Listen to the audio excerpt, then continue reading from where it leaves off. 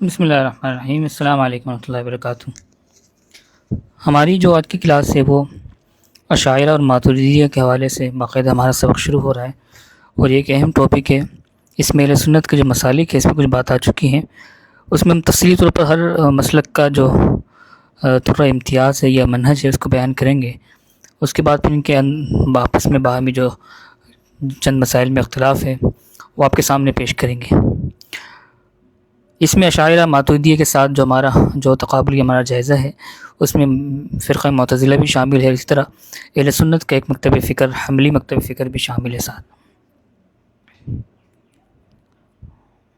اچھا، ماتریدی منہج کیا ہے اور ان کے درمیان کس طریقے سے آپس میں کچھ اختلاف رہا ہے، پہلے وہ دیکھ لیں۔ اشاعرہ اور ماتریدی کے درمیان مابین تطبیقی ادوار کتنے رہے ہیں؟ پہلا مرحلہ تھا جسے مرحلہ تکوین کہا جاتا ہے۔ یہ پہلا مرحلہ تکوین کا تھا، یعنی دونوں مذاہب نے ایک دوسرے کی تقلید و تصویب کیے بغیر الگ الگ طریقے اختیار کیا۔ یہ شروع سے ایسا نہیں تھا کہ ایک فرقہ دوسرے فرقے پر اعتراض کرتا ہو، اس طور پر فرقہ نہ کہ مسلک کہہ لیں کہ دوسرے کی تضلیل کرتا ہو یا یہ کہتا ہو کہ ہماری فکر ٹھیک ہے دوسرے کی فکر گمراہی پر ہے۔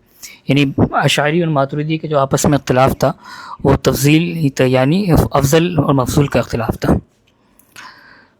اس کی وجہ ایک دوسرے کی عدم معرفت تھی، اور اس مرحلے کے دورانیے کو جو ہے مرحلہ تکوین کہا جاتا ہے۔ یہ یعنی قرن رابع اور قرن خامس کا نصف اول ہے، 34 صدی ہجری۔ اس کے بعد دوسرا مرحلہ تطبیقی دور کا تھا جسے کہا جاتا ہے مرحلہ التباین۔ اس مرحلے میں یہ بات ظاہر ہوئی کہ مذہب ماتریدیہ نے اپنی کتاب میں مذہب اشعریہ کو ایک مذہب مخالف کے طور پر ذکر کیا ہے، اور ذکر کرنا تو کہیں صراحتاً تھا اور کہیں ضمناً و اشارتاً تھا، جبکہ بعض جگہ تو اس پر نقد و تنقید سے بھی گریز نہیں کیا گیا۔ یعنی اس وقت ذرا اختلاف دونوں مسلک میں چل رہا تھا اور دونوں طرف سے کتابیں اور حوالے جات پیش کیے جا رہے تھے۔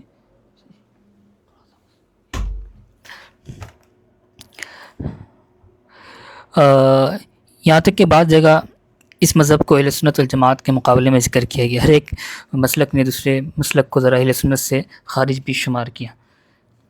اس کے کافی اسباب ہیں، مثلا شہروں کی دوری تھی، یعنی ماتریدی جو عالم ہوتا تھا متکلم، اور اشعری جو متکلم عالم ہوتا تھا، ان دونوں کے درمیان یعنی آپس کا باہمی ملنا جلنا یہ ذرا کم تھا۔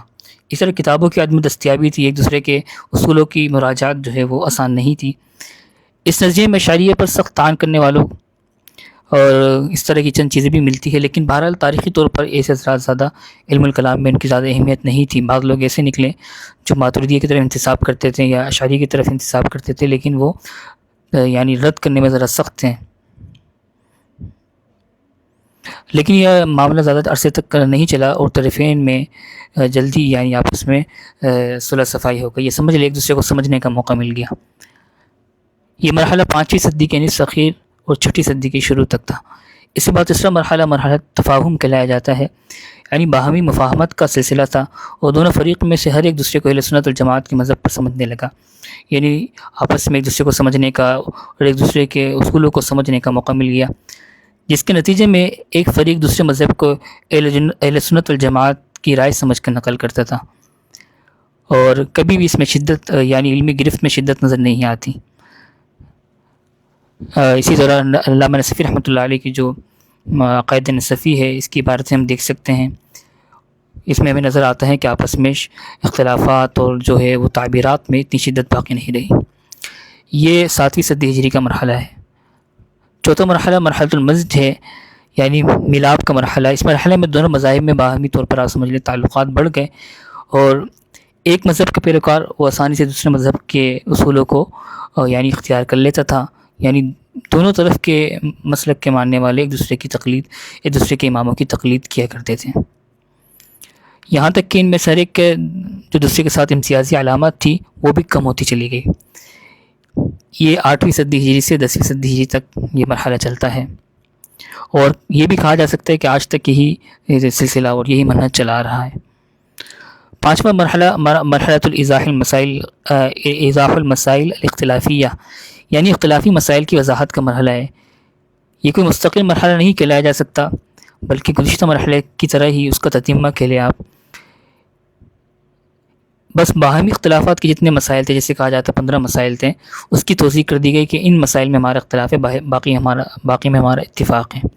یہ تقریباً 10ویں 11ویں صدی ہجری میں ہوا، اور ابھی تک آپ سمجھ سکتے ہیں یہ سلسلہ چلا آ رہا ہے۔ اس حوالے سے کافی کتابیں لکھی گئی جو ہم نے یہاں پر آپ کے سامنے پیش کی ہوئی ہیں۔ ان کتابوں میں ہم پڑھ سکتے ہیں کہ ماتریدی اور اشاعرہ کے درمیان کس نوعیت کا اور کتنے مسائل میں اختلاف ہے۔ حضرات نے لکھا ہے کہ 15 سے لے کے 20 مسائل کے درمیان اختلاف ہے، اور اس میں بھی ایسے اختلاف نہیں کہ ایک مکتب فکر دوسرے مکتب فکر کی تسلیل کرتا ہے، بلکہ باہم جو ہے وہ استفادہ چلتا ہے۔ جیسے کہ ہمارے فروعی مسالک میں جو اختلاف ہے، جس نوعیت کا، اسی نوعیت کا اختلاف ہے۔